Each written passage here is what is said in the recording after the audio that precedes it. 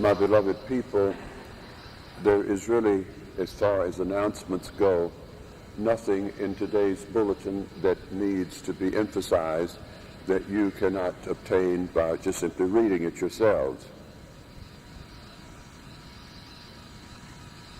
I do want to make a slight reference, and then I think it is time for us to put it to bed. In today's local newspaper, we made notoriety again. And I have not seen the article, but I've heard about it. And as far as I'm concerned, it was an extraordinarily good one. And that's fine. And let's just let it die. The one thing that I do want to tell you, perhaps I should, and that is, I think, if I may speak as a fool, I know as much theology as any of those who present themselves today as theology teachers. I think I do. And I think I will tell you that regardless of what anyone else may say, when you come to this Mass, whether it's here or some other place, I'm not saying that it has to be in this particular geographical location, but when you come to this Mass, you fulfill your Sunday obligation. All other opinions to the contrary notwithstanding. And that is that. I also encourage you, do not go about telling this to others. Remember one big thing. The reason why you are here, I'm pointing to you, one to these back here. The reason why you are here, whoever you may be, is because, and the reason why I'm here is because God has given you and me and us the grace to believe.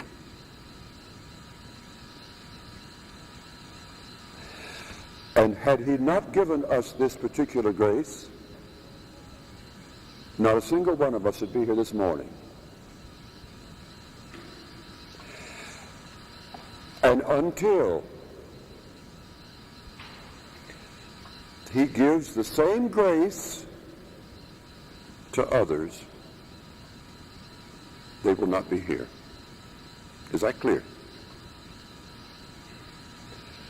Don't take it upon yourselves to persuade anybody. It is only by the grace of God that we are here. And we must be grateful for that. We must pray for others and ask God to give them the same grace. And let us leave it at that. Do not go into the lion's mouth with argument. It will only give you high blood pressure. Don't bother. Just simply pray. When you come to this church or any that are like it, you fulfill your obligation. One has asked the question, why the sudden concern about this grouping of people not fulfilling their Sunday obligation? What about the countless ones that go to Protestant churches on Sunday? Do they fulfill their obligation? Worse yet, what about those, and they are countless in number, who don't go to church at all on Sunday, do they fulfill their obligation? You see how it works. My beloved people, you are a fishbone in the throat of the devil. And he does not like that.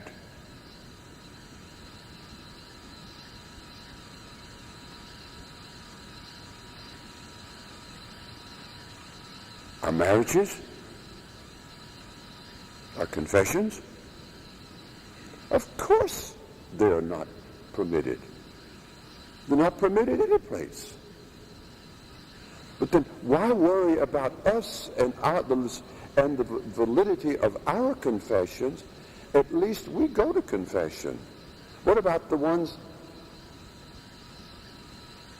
who never go to confession? They go to communion every Sunday. What about those? What about the general absolutions that mean nothing? You see how utterly inconsistent it just boggles one's mind who has been any kind of a student. Just boggles the mind. Don't worry, my dear people. Don't talk about it. You go home and you be as happy as a lark. And be thankful that God has given you a grace. And pray that he would give this grace to others as well. That's all. Pray too, my beloved people, in a very special way. Because this is something that has been in my mind for a long time. And that's one of the purposes of this candle right here that burns constantly, among other things. Your safety. Our safety. Because, again, it seems that almost every week we have this ugliness that faces us. When this past week, you know, when people, they weren't of our belief, but they were in their church, minding their own business, saying their prayers as best they could, when somebody broke into the church and shot them down.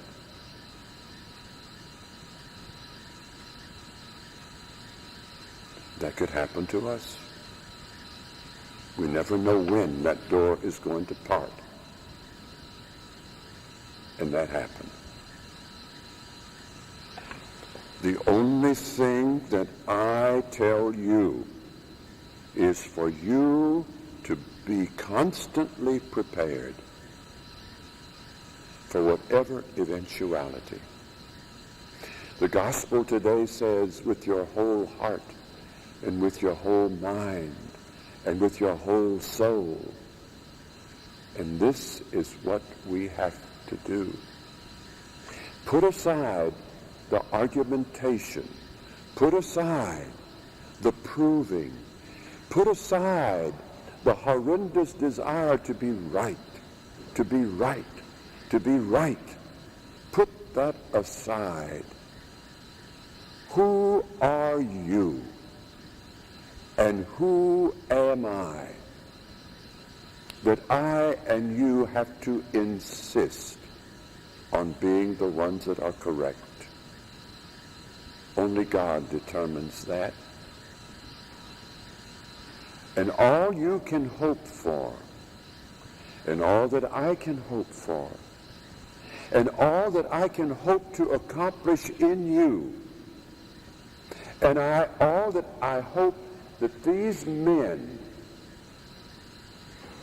that kneel before you can hope to accomplish in you and for you is that we, by our prayer and our example, can help you and us to save your immortal souls. If we've done that, we've done it all. There's nothing else to be done.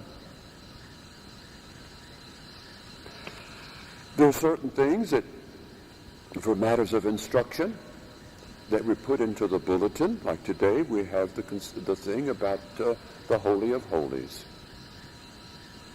and the site in the tabernacle. Don't you know that when these things are brought out to the attention of those,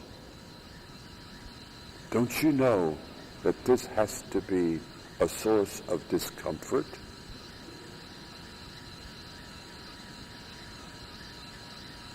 Any priest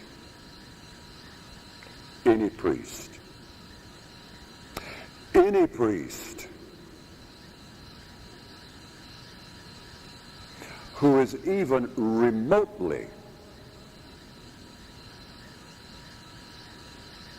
responsible for the desecration of that object that's in the middle of that altar right now knows it.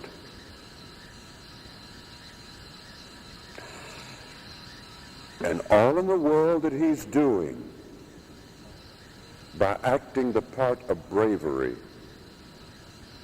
he is merely whistling in the dark. He's scared. He's very scared. And the only way that he can take care of his fright is to lash out at those who come into this church or a church like it, wherever, and can give reverence to that.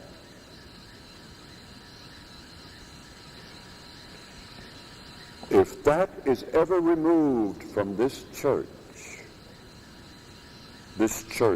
will no longer be a church. It will be an assembly hall.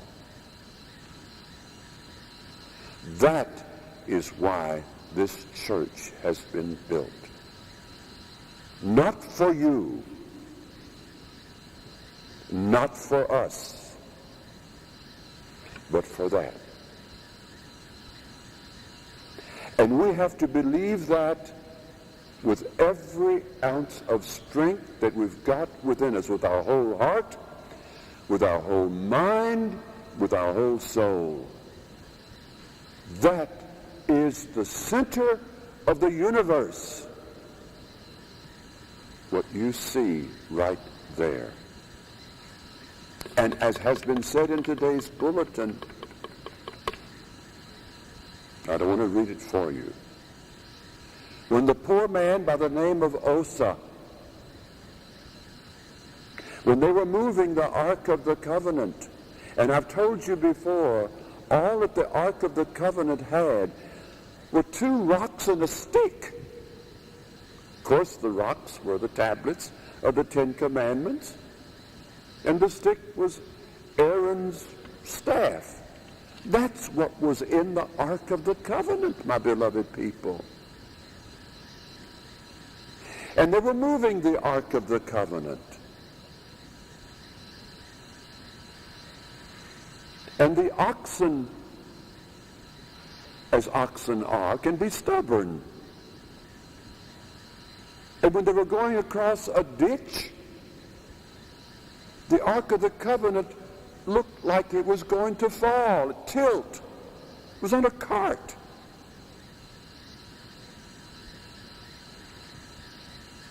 And what did O.S.B do? He ran and put his hands against it to keep it from falling. And he was struck dead on the spot because he had no authority to touch that object.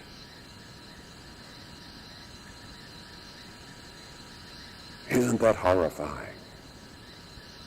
And today, every Tom, Dick, and Harry can open that door and reach in there and grab at what is in there. Isn't that something? And also in the Holy of Holies, once a year, the high priest of the year had to go into the Holy of Holies to do whatever they had to do in the Holy of Holies. Had to go into the sanctuary and wherever. You know what they did? First of all, he had to prepare himself. And the problem was were afraid that maybe sometimes there could be such a high priest that wasn't properly interiorly prepared for such an administration of his duties. And they were afraid that should he go in there, he'd be struck dead. And should that have been the case, nobody could go after him. Nobody. So the only way they could retrieve him in case such as that happened, they tied a rope around his foot. So should something happen, they could at least pull him out by the use of that rope, because nobody could go past a certain spot. Nobody. And this was an homage. Not, we know presence. We will acknowledge presence, yes. 2 rocks and a stick. We know and we acknowledge this link, presence of God, yes. But that presence had absolutely no connection with the presence that is in this Holy of Holies.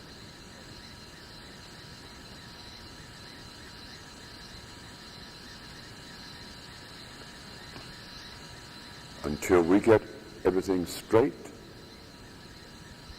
our problems will continue. So, my beloved people, do not be afraid. I want you to redouble your prayers. I want you to pray with all of your strength that God will give more people grace, forgiveness, understanding, knowledge, wisdom, compassion, charity.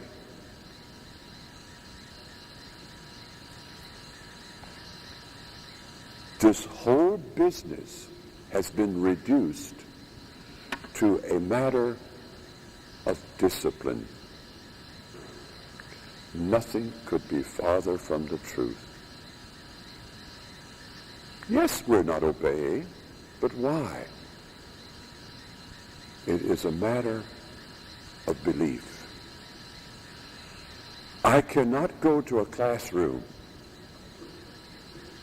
and have the same teacher go to the same blackboard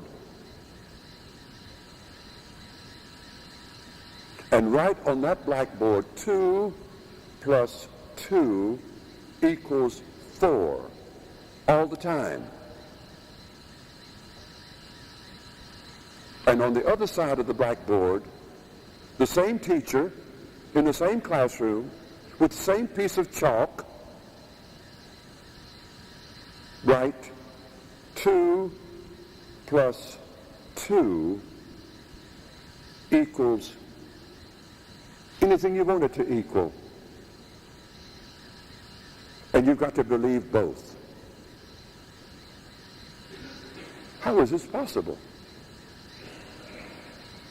How is this possible? But that's precisely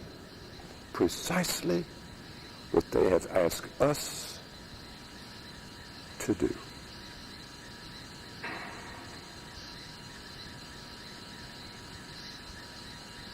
And when you hear and see this number, protocol 1411, I can't find it right now. I don't know if I've even got it someplace. that was issued out of Rome only about a month ago, that is exactly what we are asked to do. And we said, no. We will not do it. We can't do it. So help us God. And that's where we are, and that's where you are. There's only one belief here, and that is the belief that was given to us by ages upon ages upon ages. We don't care. I'm not worried about the dancing girls and the unicycles and the coming in riding on a horse and the nudist masses and all those other things that are unbelievable that are going on. I don't care about that. The only thing is that right there. I don't care, and I'm saying this because I want you to carry it home with you, and then I will quit for the morning. Let us stop being so bent on the use of Latin.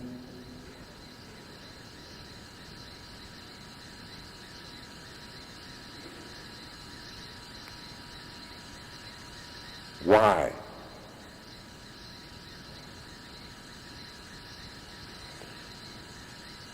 I wouldn't have said this 2 years ago. I wouldn't have said this 3 years ago, but I am today. Because the people of this world, of this generation, are wiser. And Latin is being introduced into the mass of today. And the people are jubilant because they see Latin is coming back. And the Latin Novus Ordo Mass will be the final master stroke of the enemy to replace the true Mass. Do you follow me? If you don't, you ask me questions, and I will answer your questions.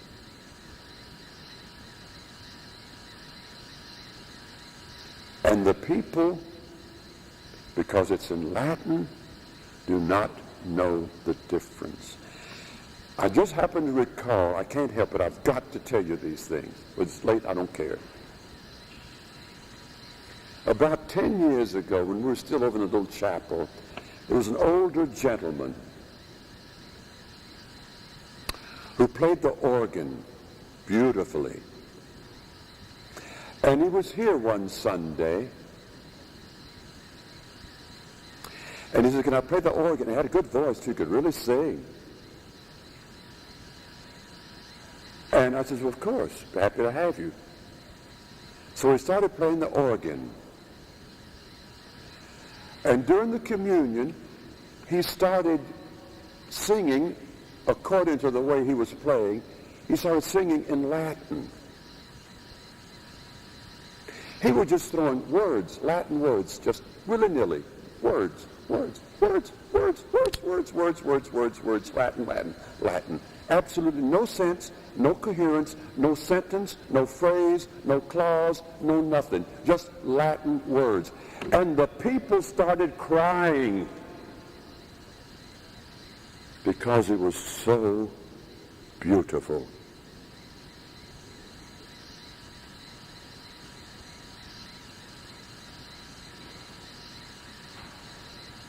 Recently, in one of these places where Latin is being introduced,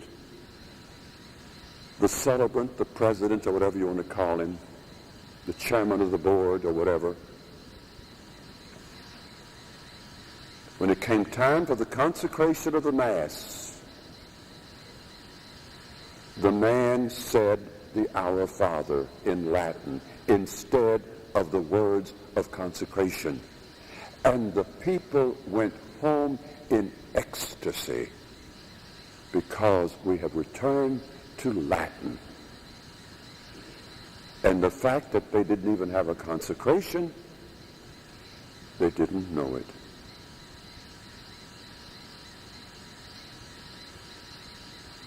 They didn't know it. That's why we have to be on guard. We send out, and our little speculum, I don't mind telling you, has become one of the larger publications in this country, traditional. We mail out nearly 28,000 such little booklets. It gets every place. And we get letters, lots of letters. Some are good. Some are telling us to go where you know where. And some are asking for explanation. But this business, we've got to, you can say this Mass here in any language. Language has nothing to do with it. It is, I told you here in a bulletin here some time ago, 3 things for consecration. What were they? Matter and form, proper intention. I can't think of the third one myself at the moment. But the 3 things. But the intention of the priest is what is absolutely important. You are not the body of Christ. We are not the body of Christ. Only that little thing which I hold in my hand, that morsel of bread, that is the body of Christ. And that is what we have to believe at the cost of losing our own lives. God punished poor old O.S.B by striking him dead on the spot. On the spot. We might ask, why isn't he still doing it? Doesn't he care?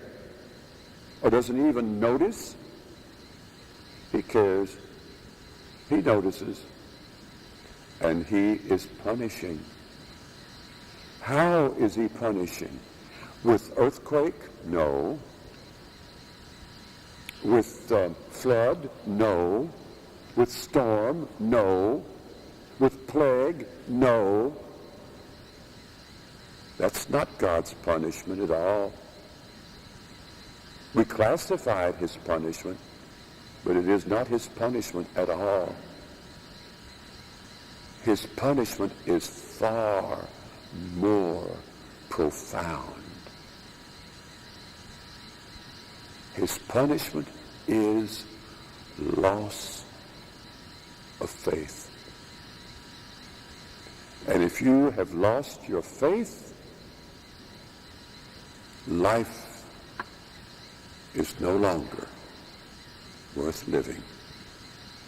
You have died the worst possible death that could be administered to any human being. That's where God's punishment is today.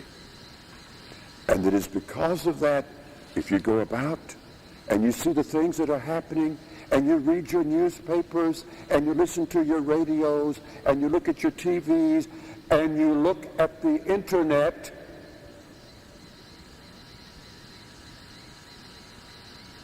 and that explains why you see and hear the things that you see and hear. This pulpit, this bulletin, only one thing in mind, and that is to try to bring back to you the Catholic experience. And those of us that are old enough to know the experience that we had years ago when we were young. This is what we are trying to bring back, what I'm trying to bring back and give to you.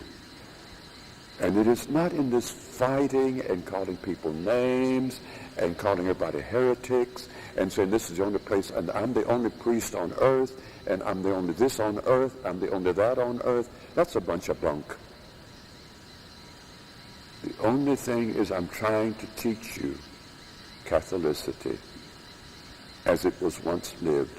That which made saints, that's which made people happy. And when people left the church, they were ignorant. Oh my goodness gracious, yes. But they were happy. And they came to church and they paid homage.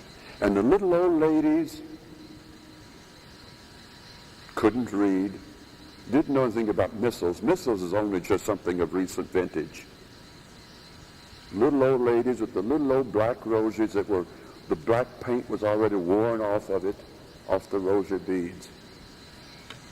They came in church and they said their rosary. The priest preached. They didn't know a word he said. Didn't care.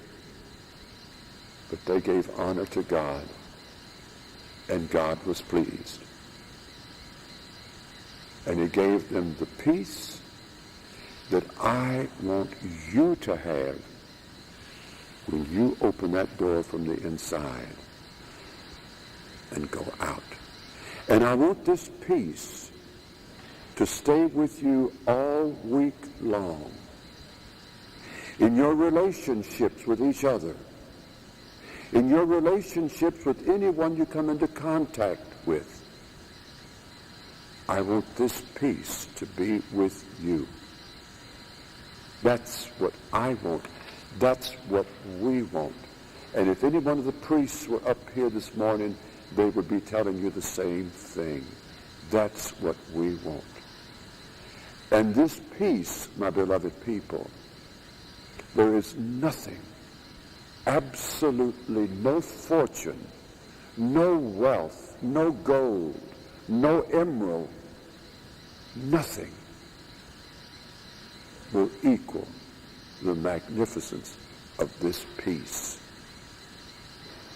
which you can have only if you take your heart and say, I give it all to you.